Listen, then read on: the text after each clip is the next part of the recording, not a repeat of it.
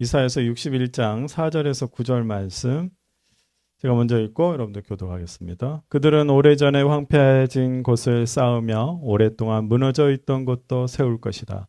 황폐한 성읍들을 새로 세우며 대대로 무너진 채로 버려져 있던 곳을 다시 세울 것이다. 낯선 사람들이 나서서 너희 양떼를 먹이며 다른 나라 사람들이 와서 너희의 농부와 포도원 지기가 될 것이다. 사람들은 너희를 주님의 제사장이라고 부를 것이며 우리 하나님의 봉사자라고 일컬을 것이다.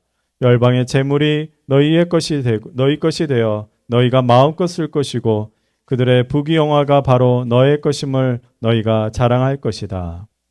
너희가 받은 수치를 갑절이나 보상받으며 부끄러움을 당한 대가로 받은 몫을 기뻐할 것이다. 그러므로 너희가 땅에서 갑절의 상속을 받으며 영원한 기쁨을 차지할 것이다. 나 주는 공평을 사랑하고 불의와 약탈을 미워한다. 나는 그들의 수고를 성실히 보상하여 주고 그들과 영원한 언약을 세우겠다. 그들의 자손이 열방에 알려지며 그들의 자손이 만민 가운데 알려질 것이다. 그들을 보는 사람마다 그들이 나 주의 복을 받은 자손임을 인정할 것이다. 아멘, 아멘. 우리 앞뒤 좌우 있는 사람 인사합시다. 새해 복 많이 받으십시오.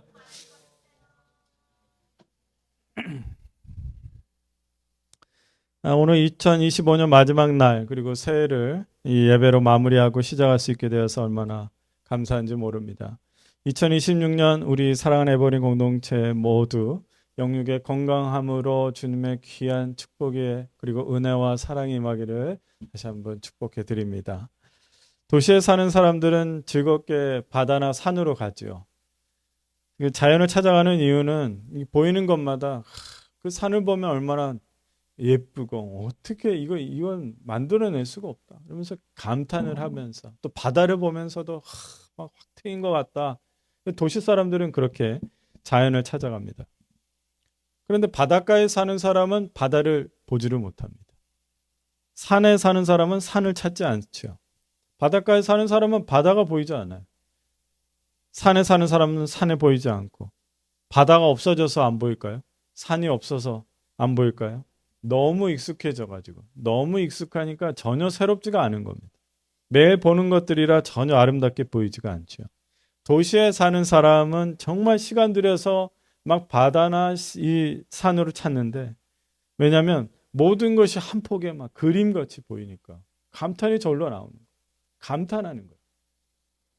오늘 우리는 2025년을 이제 보내고 있습니다. 이게 시간이 흘러가는 익숙함.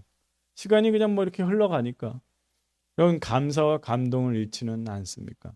시간을 흘려보내는 것에 익숙해지면요, 겸손하기보다는 이 교만해지기가 쉽습니다. 시간을 흘려보내는 것에 익숙하면요, 감사한 마음보다 막 불평하는 것, 불만을 가지는 것, 또 아니면 후회하는 것이 쉽습니다. 오늘 우리는 이 마지막 시간, 그리고 동시에 새해가 시작하는 이 시간에는요, 하나님 아버지께 와, 또 시작하는구나. 감탄이 일어나고, 감격이 일어나고, 그리고 이 주어진 시간을 선물로 주신 것에서 감격하면서 겸손한 그런 흘러가는 시간을 만나시기를 축복합니다. 아멘. 그래서 여러분 이렇게 이 좌우에 있는 사람 보세요. 와, 새해가 밝았습니다. 새해가 시작합니다. 해보세요. 와, 이러세요. 야, 이제 뭘 먹어가지고 이제 감탄하는 사람이 정신적으로 건강하대요. 이 가족들을 보면서도 감탄이 나왔는데 와 이쁘다 그러는데 와 이렇게 돼요. 그죠? 오늘 선구영신 말씀으로 제가 이사야서를 우리가 같이 읽었습니다. 이사야서는요 구약 성경에서 대표적인 그 예언서 중에 하나예요. 이 구약 성경에서 예언이라고 하는 것은요 예언이라는 단어 자체가 한자어인데요. 우리가 그렇게 알기 쉬워요. 예언한다 이렇게 하면은 미래의 일을 뭐 예견하고 그런 것들을 말한다 이렇게 하는데요. 예자가 달라요. 우리가 돈을 이렇게 디파짓 한다 그러잖아요. 그 한국말로는 어떻게 해요? 예금이라고 하죠. 예금. 예자는 맡긴다는 예자예요. 그래서 이 예언이란 구약 성경에 말하는 예언은 맡긴다라는 거예요. 그러니까 선지자를 통해서 하나님의 말씀이 맡겨져서 전해진다 이런 뜻이에요. 그럼 꼭 아셔야 돼요. 그래서 예언이라는 것이 왜 미래의 말을 하는 것이 아니라 그래서 구약 성경에 예언서, 이사야 막 여러 가지 그 예언서들이 많이 있는데 그것은 뭐라고요? 하나님의 말씀이 맡겨져서 전해지는 것. 여러분 아시겠죠? 그래서 예언의 말씀은 이게 특징이 있습니다. 분명히 예언의 말씀은 그 시대의 상황 그리고 그 시대의 사람들을 향해서 하나님의 말씀인데 동시에 이 말씀을 읽는 우리를 향한 하나님의 말씀이 된다는 거예요. 또 다른 특징은 모든 하나님의 예언의 말씀은 과거에 분명히 이루어졌는데 그런데 동시에 우리의 이 현재에도 그 말씀이 이루어지고 있다라는 거예요. 이 예언의 말씀은 이런 특징이 있어요. 그래서 그렇게 할 것이다라는 미래의 말씀으로 그 사람들은 받았고 그런데 우리가 읽으면서 그것은 이루어졌고 근데 이것을 읽으면서 성령님이 감동을 주셔서 지금도 내 안에서 이게 말씀이 이루어지고 있는 거예요. 그래서 예언서는 그런 이 특징을 가지고 있습니다. 오늘 우리가 함께 읽은 본문은요. 그 시대에서는 미래의 말씀이지만 지금도 진행하고 있는 약속의 말씀인 것입니다. 그 약속의 말씀 중에서 9절에서 하나님 아버지는 우리를요. 주의 복을 받는 자손이라는 것을 세상에 인정하게 되리라 그렇게 약속을 하셨어요. 따라합시다. 우리는 주의 복을 받는 자손입니다. 우리 9절 같이 읽을까요? 9절 시작. 그들의 자손이 열방에 알려지며 그들의 자손이 만민 가운데 알려질 것이다. 그들을 보는 사람마다 그들이 나 주의 복을 받은 자손임을 인정할 것이다. 아멘. 모든 열방과 만민 가운데 인정받고 알려지게 되는 것이 있는데 그것이 무엇입니까? 우리를 보는 사람마다 우리를 만나는 사람마다 우리에게 어떤 사람이라고 말을 해요? 하나님의 복을 받는 사람들이구나. 하나님의 복을 받는 사람들이구나 라는 것을 인정하게 된다는 거예요. 여러분 이 말씀대로 2026년 그렇게 되리라 믿습니다. 아멘? 아멘으로 고백해 보세요. 아멘? 그렇게 인정하게 된다면 분명히 그러면 복을 받았기 때문에 그렇게 인정하는 거 아니겠어요? 복을 누리며 살았기 때문에 그렇게 인정하는 거 아니에요? 복을 받는 것이 그들에게 눈에 보였기 때문에 그렇게 인정하는 거 아니겠습니까? 하나님께서 실제적인 복을 주셨기 때문에 세상이 인정하고 알려진 것입니다. 사랑하는 형제자매 여러분, 우리는 하나님의 자녀이면서 당연히 하나님의 복을 누리며 살아가는 특권을 가진 사람들입니다. 우리는 분명히 복을 받았습니다. 그런데 받은 복을 누리지 못하고 살지는 않았는가 생각해 보십시오. 분명히 복을 받았지만 내 눈이 어두워서 분별하지 못하는 것은 아닌지 생각해 보십시오. 하나님 아버지는 분명히 우리를 사랑하셔서 실제적인 복을 주셨는데 그 복을 세상의 것들과 비교하느라 그 가치를 놓치는 건 아닌지 생각해 보십시오. 자녀가 복입니다. 아내와 남편이 복입니다. 그것을 세상의 가치로 비교하면은 못마땅합니다. 부족해 보입니다. 그러나 하나님께서 주신 그 복 자체의 가치를 느낀다면 얼마나 소중합니까? 다시 한번 이렇게 옆에를 보면은 얼마나 소중한지 새로워질 거예요. 네. 우리 박 선생님은 여전히 반응이 없으세요? 먼저 우리가 4절 어떤 복을 받았는가? 4절을 함께 읽겠습니다. 4절 시작. 그들은 오래전에 황폐해진 곳을 쌓으며 오랫동안 무너져 있던 곳도 세울 것이다. 황폐한 성읍들을 새로 세우며 대대로 무너진 채로 버려져 있던 곳을 다시 세울 것이다. 하나님 아버지께서는 지금도 우리에게 하고 계시는 일이 있습니다. 그것이 뭐냐면 회복입니다. 회복. 하나님 아버지는 우리를 상한 마음 그대로 두시지 않습니다. 무너진 곳도 다시 세우시고 아무런 싹도 나지 않을 것 같은 그 황폐한 곳도 일구어 주십니다. 예수님께서 분명히 열매에 대한 얘기를 하셨습니다. 너 열매 못 맺으면 너 가만 안 둬? 그러지 않았습니다. 나는 너가 열매 맺기를 원한다. 그래서 내게 붙어 있어라. 좌절하고 실패한 것을 새로 세우십니다. 하나님을 찾지 않아서 무너진 것을 버리지 않으시고 다시 세우십니다. 다시 세워진 것에 전 세계 중에 제가 요즘에 관심을 가진 지역이 있습니다. 와, 하나님이 부흥을 일으키는구나. 그 전에는요, 이곳이 뚫리지 않을 거라 생각을 했습니다. 지금 이 기독교의 복음화가 정말로 폭발적으로 되고 있는 데가 어디냐면 두 군데면 바로 인도와 인도네시아예요. 세계에서 제일 큰 교회는 이제 한국에 더 이상 있지 않습니다. 인도에 있습니다. 제일 뜨겁다고 할 만한 교회가 어디에 있느냐? 인도네시아입니다. 여러분들 인도네시아는 지금 메인 종교가 뭐예요? 거기도 전부 다 이슬람권이에요. 인도는 힌두교고. 얼마나 핍박했는지 몰라요. 그런데 지금 얼마나 뜨거운 교회들이 계속해서 일어나고 있는지 모릅니다. 하나님은 이렇게 일으키십니다. 한 해를 돌아보면서 여러분 아무런 열매를 거두지 못한 것 같습니까? 오히려 무너졌습니까? 막 더 황폐해진 것 같습니까? 채워지지 않은 것 같고 허무한 마음, 공허한 마음입니까? 막 빈털터리가 된 심정입니까? 여러분 4절을 잘 보십시오.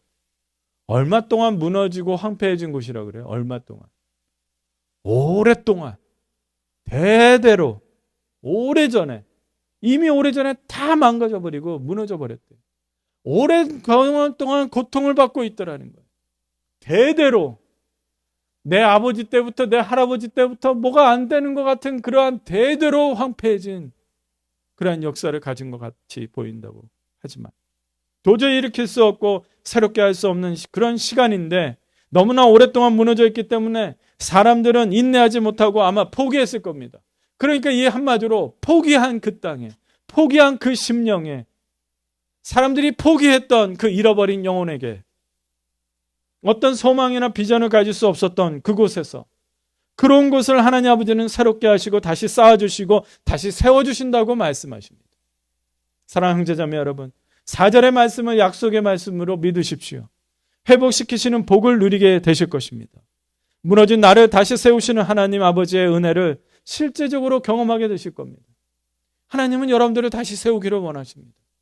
여러분들이 뜨거운 열정적으로 저 세상에 담대히 나가기를 원합니다. 여러분 우리 에버그린 교회 제가 지도하면서 한 가지 습관을 제가 은연중에 버리려고 자꾸 노력하는 게 있습니다. 그게 바로 뭐냐면 우리 스스로 필터링을 하는 거예요. 뭐만 생각하면 안 되겠지. 그렇게 하면은 그분이 싫어하겠지. 뭐가 안 풀리겠지. 그렇게 하면은 뭐라도 잘해야겠지. 하면서 스스로 필터링을 자꾸 하는 거예요. 그 필터링이 여러분 부정적이에요? 긍정적이에요? 부정적인 것이기 때문에 자꾸 필터링을 하는 겁니다. 여러분들이 생각하고 꿈꾸고 기도하는 것에서 기도하면서도 필터링을 합니다. 하나님 내 기도 들어주실까?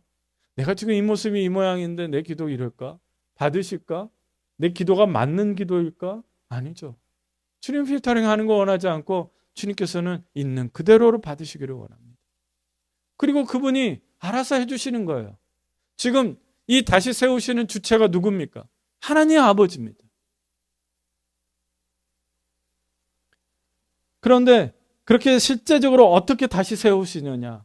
5절 말씀을 함께 보겠습니다. 5절도 같이 읽어볼까요? 시작. 낯선 사람들이 나서서 너희 양떼를 먹이며 다른 나라 사람들이 와서 너희의 농부와 포도원 지기가 될 것이다. 여러분 어떻게 낯선 사람들이 와서 나와 상관없는 사람들이 나를 위해서 나서서 나의 양떼를 먹이겠습니까? 어떻게 다른 나라 사람이 와서 나를 위해서 일해주겠습니까?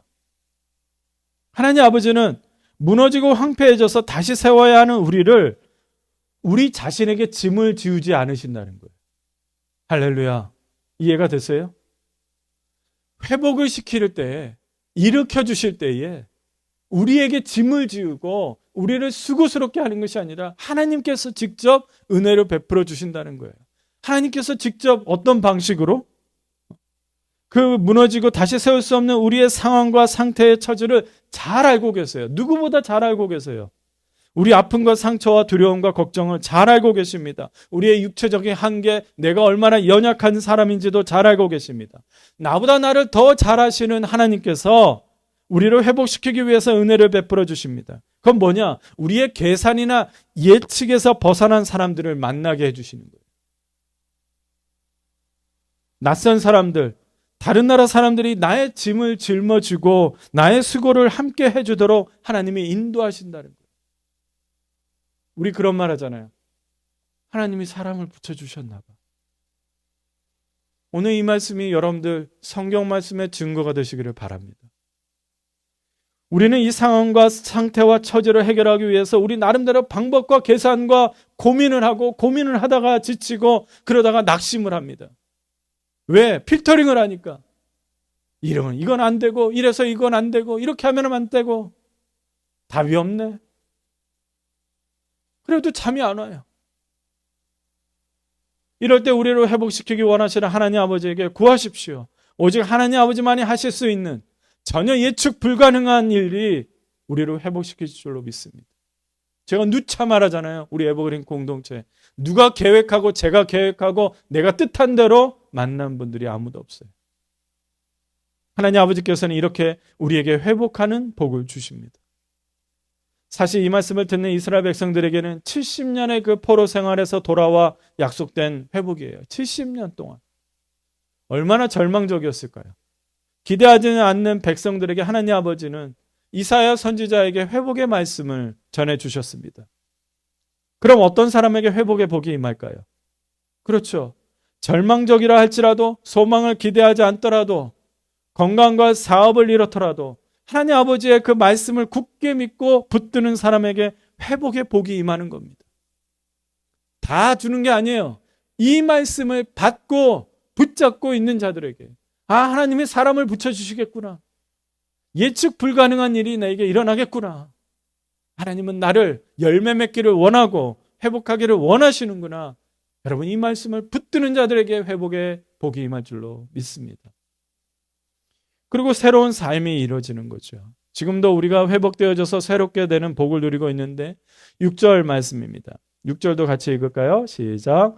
사람들은 너희를 주님의 제사장이라고 부를 것이며 봉사자라고 일컬을 것이다. 열방의 재물이 너희의 것이 되어 너희가 마음껏 쓸 것이고 그들의 부귀영화가 바로 너의 것임을 너희가 자랑할 것이다. 여러분 이 말씀 하나만 보면 오해해서는 안 돼요. 뒤에만 읽다 보면은 마치 하나님이 막 복을 받으면 경제적으로 풍요로워지고 부귀영화를 누리며 자랑하면서 산다고 오해할 수 있습니다.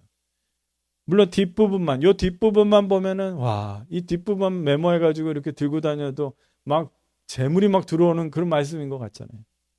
여러분 하나님 아버지는 우리에게 회복의 복을 주셔서 우리가 세상으로 하여금 무엇으로 불리기를 원하세요. 이게 먼저인 겁니다.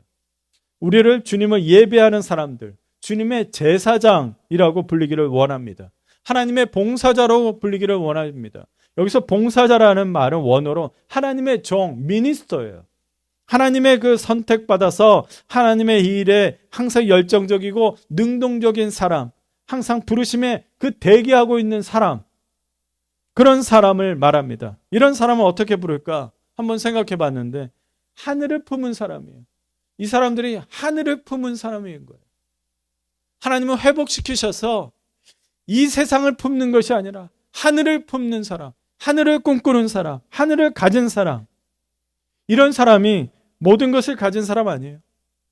이 세상 것을 가지려고 하면은 하염없습니다. 왜냐? 패드도 작년 거하고 올해 거 또 다르고 또 업그레이드하고 또 업그레이드하고 만족함이 없어요. 가장 존귀하신 창조주 여호와 하나님의 그 모든 일에 참여하고 간섭하고 나서서 일할 수 있는 사람, 이런 자격을 가진 사람, 하나님은 그런 사람이 되기를 원하시는 거죠. 이런 복을 누린 사람들을 보신 적 있습니까? 열방의 이 말씀처럼 열방의 재물을 마음껏 여기는 사람 보신 적 있어요? 세상 부귀영화 전혀 부러워하지 않고 만족하며 사는 사람 본 적이 있습니까? 저는 본 적이 있습니다. 하늘을 품고 열방의 재물을 쫓지 않는 선교사님들을 본 적이 있습니다. 그분들이 선교사님이나 목사님들이 자주 하는 말이 뭐예요? 물질에 대해서 뭐라고 말합니까? 내 아버지께서 이렇게 많은 재산을 가지는데 내가 무엇을 두려워하겠습니까? 내가 무슨 일만 하면 필요한 대로 채워주시는 하나님을 만나는데, 하늘을 품은 사람은 이 땅의 것에 갈급하지 않고 하나님께 기대하고 하나님께 부르짖을 때에 하나님께서 다 해결해 주는 거예요. 저 역시 이 복을 누리며 사는 것을 자꾸 보여주려고 합니다. 저희 가족들도 이것이 사명 중에 하나입니다. 우리가 열방의 재물을 누리며 살아가는 모습을 성도들에게 보여줘야겠다. 제가 자주 하는 말이 뭐예요? 하늘 포인트예요. 여러분들도 하늘에 있는 포인트를 자꾸 쌓아가면서 이 땅의 만족감으로 사시기를 바랍니다. 사랑하는 에버그린 공동체 여러분, 하늘을 품으십시오. 하나님 아버지는 우리를 회복시키시고 주님의 예배자가 되기를 원하시고 하나님의 그 봉사자가 되기를 원하십니다. 6절을 잘 보십시오. 열방의 재물이 세상 부귀영화가 누구 것이 된다고 합니까? 너희 것이라 그랬어요. 너희 것, 우리의 것이 된다고 하셨습니다. 하나님이 그렇게 하신다고 하셨습니다. 그러기 전에 분명한 예배자로 쓰시고 하나님 앞에 늘 대기하고 열정적인 그런 하나님의 봉사자가 되기를 주님의 이름으로 축복합니다. 이 세상 보기보다 또 값지고 소중한 것을 약속을 하시는데 7절이에요. 7절. 7절은 제가 읽어드리겠습니다. 너희가 받은 수치를 갑절이나 보상받으며 부끄러움을 당한 대가로 받은 몫을 기뻐할 것이다. 그러므로 너희가 땅에서 갑절의 상속을 받으며 영원한 기쁨을 차지할 것이다. 여러분, 복을 받은 사람의 그 감정은 어떤 감정일까요? 기쁨이지요. 온갖 좋은 것을 가져도 마음이 기쁘지 않다면 그것은 복된 인생이라고 말할 수가 없겠지요. 신앙생활에서도 기쁨이 없다면 복된 신앙생활이라고 할 수도 없겠지요. 혼자 있어서 외롭지 않고 우울하지 않고 기쁨의 복을 누린다면 그 사람이야말로 이 땅에 천국을 경험하고 누리며 사는 사람들입니다. 하나님 아버지가 우리에게 원하는 복된 삶은 무엇이에요? 기쁨입니다. 지금 여러분들은 이제 경제관으로 딱 봤을 때 지금 눈에 띄는 게 그런 분들이 있을 거예요. 회개하십시오. 갑절. 지금 눈에 띈 사람 있을 거예요. 갑절. 요거 갑절? 막 이러죠, 지금. 갑절의 상속. 막 이런 거. 갑절이 아니라 우리 안에 기쁨을 주님은 원하십니다. 잠깐의 기쁨이 아니에요. 어떤 기쁨이에요? 영원한 기쁨이에요. 이 기쁨은 우리가 스스로 만들어내는 감정이 아닙니다. 주님이 주시는 기쁨입니다. 하나님이 나와 함께 하시고 나를 살리시고 일으키시고 세우신다는 것을 경험하면서 얻는 거예요. 아, 내가 지금 막 일어나요. 내가 막 일으켜 세워져요. 내 안에 정말 주님 앞에 친밀한 그 관계 속에서 일어나면은요, 그 안에 얼마나 기쁨이 있는지 모릅니다. 지금 나와 상황과 처지와 그 상태에 죽음의 골짜기가 낭떠러지 앞에 있더라도 하나님 아버지는 그때에도 은혜를 베푸셔서 기쁨을 주십니다. 여러분, 주님은 낭떠러지 앞에서도 여러분들이 기뻐하기를 원하세요. 여러분들은 죽음의 골짜기에서 외롭고 힘들어도 외로워하지 않고 기뻐하는 것을 원하세요. 왜 그렇습니까? 주님이 함께 하시니까. 그 낭떠러지에도 죽음의 골짜기에도 주님이 함께 하시니까. 열정이 일어나고 사명을 깨닫고 그리고 하나님 나라의 방법대로 사는 길을 열어주십니다. 그래서 여러분들 우리 그런 말 하잖아요. 이쪽 문이 닫히면 주님이 이쪽 문도 여시겠죠. 여러분들 그 말씀이 있잖아요. 그건 왜 그렇습니까? 주님은 기쁨을 주기를 원하세요. 나와 함께하는 그 기쁨을 낭떠러지 앞에서라도 죽음의 골짜기에서도 주님은 누리기를 원하세요. 여러분 오늘도 이 말씀을 다 증거로 삼으시고 주님이 함께 하시는구나. 그것을 믿으시기를 바랍니다. 이스라엘의 정말적인 상황 속에서 하박국 선지자는 이렇게 고백해요. 무화과 나무에 과일이 없고 포도나무에 열매가 없을지라도 올리브 나무에 딸 것이 없고 밭에 거둘 것이 없을지라도 우리의 양이 없고 외양간에 소가 없을지라도 나는 주님 안에서 즐거워하련다. 나를 구원하신 하나님 안에서 기뻐하련다. 여러분 기뻐하십시오. 바울 사도가 빌립보에서 복음을 전하다가 그저 감옥에 갇히게 됩니다. 감옥에서 바울이 무엇을 합니까? 기도하면서 찬양을 해요. 그 안에 있는 모든 죄수들이 그 찬양 소리를 들어요. 그런데 그 찬양 소리를 듣더라 하고 바로 무슨 일이 일어나냐면 지진이 일어나는 거예요. 지진이 일어나면서 모든 문이 다 열려버리고 죄수들이 다 도망칩니다. 그런데 그 감옥에 갇히면서 바울은 찬양과 기도를 할 뿐이고 하나님이 함께 하시니까 그런 일을 할 수 있는 거죠. 근데 결론은 무엇입니까? 아, 하나님이 탈출시키시는 거야? 아니죠. 그들은 탈출하지 않았어요. 오히려 자살을 하려고 하는 그 감옥의 간수를 붙잡습니다. 그리고 그 간수 집을 복음을 전하고 구원을 받게 하죠. 우리가 기쁨 가운데 있을 때에는 하나님이 지진을 일으켜서라도 우리가 알 수 없는 일을 일으켜서 주님이 찾고자 하는, 구원받고자 하는 그 영혼들을 또한 우리를 통해서 구원받게 하실 줄로 믿습니다. 그래서 이것이 얼마나 영원한 기쁨이 아닐 수가 없습니다. 근데 영원한 기쁨도 실제적인 기쁨을 주시는데요. 8절입니다. 8절 우리 같이 읽을까요? 시작. 나 주는 공평을 사랑하고 불의와 약탈을 미워한다. 나는 그들의 수고를 성실히 보상하여 주고 그들과 영원한 언약을 세우겠다. 아멘. 우리는 우리 하나님이 어떤 분인지 잘 알지만 체감을 못할 때가 있어요. 우리 하나님은요, 갚아주시는 분이십니다. 따라합시다. 하나님은 갚아주신다. 보상해 주신다. 어렵게 표현하면 우리 하나님은 공의의 하나님이시기 때문입니다. 공평하게 심판하신다. 그뿐만 아니라 하나님은 우리의 수고도 보상해 주신다라는 거예요. 우리의 수고를 성실하게 보상해 준대. 그냥 대충이 아니에요. 그냥 계산하는 게 아니에요. 성실하게라는 것은요, 미루지 않고 그때그때마다 정확하게 직접적으로 보상해 주신다는 말씀이 성실하게 보상해 주신다라는 거예요. 여러분, 오늘도 이 말씀을 꼭 붙드시기 바랍니다. 저는 어떤 수고보다 하나님은요, 기도의 수고만큼은 정확하시다고 믿습니다. 너무나 정확하세요. 우리는 기도하면서 형통의 복을 구해요. 그렇죠? 형통하게 해달라고 기도하시죠. 그렇게 안 하세요? 형통은 만사 형통의 개념이 아닙니다. 모든 것이 내 원하는 대로 내가 높아지고 편한 대로 풀려달라고 하는 것이 만사 형통이겠지만, 그러나 우리에게 허락된 형통의 복은 뭐냐면요, 우리의 수고대로 보상되는 복을 달라는 거예요. 이해가 됐어요? 우리가 수고한 대로 보상이 되는 것, 이것이 얼마나 형통인지 몰라요. 따라합시다. 수고한 대로 보상되면 형통한 복이다. 왜? 하나님은 공의의 하나님이세요. 그냥 우리가 맹목적으로 뭐든지 잘 되게 해주세요, 형통하게 해주세요, 그것은 공의의 하나님에게 맞지 않는 거죠.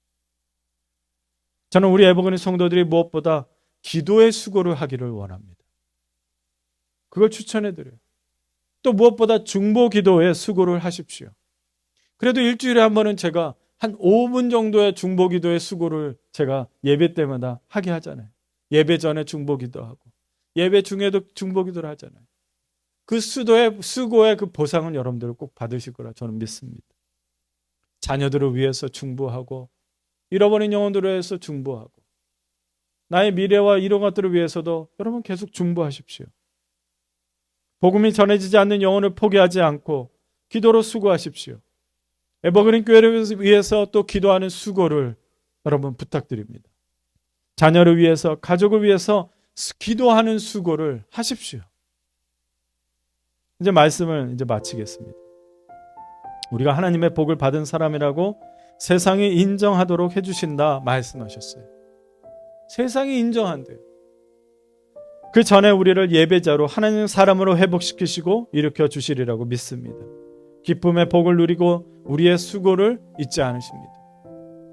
열방이 만민이 우리 모두를 주의 복을 받은 사람들이라고 인정해주는 2026년이 되리라고 믿습니다. 여러분, 오늘 말씀을 꼭 기억하십시오. 기도하겠습니다. 하나님 아버지, 오늘 이 송구영신 예배 때 주님의 약속의 말씀을 주신 것 감사합니다. 주님 증거의 말씀을 주심을 감사합니다.